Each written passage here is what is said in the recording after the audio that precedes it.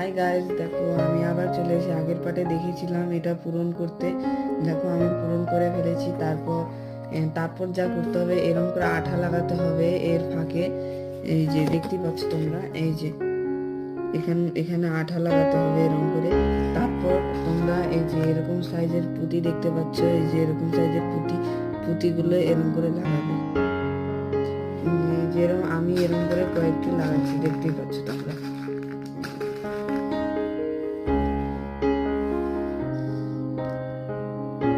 এই যে এরকম করে সবগুলি লাগিয়ে দিতে হবে।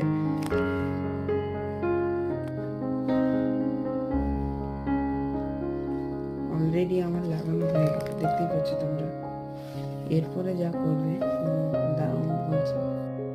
তোমরা এরকম সাদা পেপার নিতে পারো, শিটও বলতে পারো, বা এখন তোমরা খাতা বড় 8 খাতা পেপার থেকেও ছিঁড়ে নিতে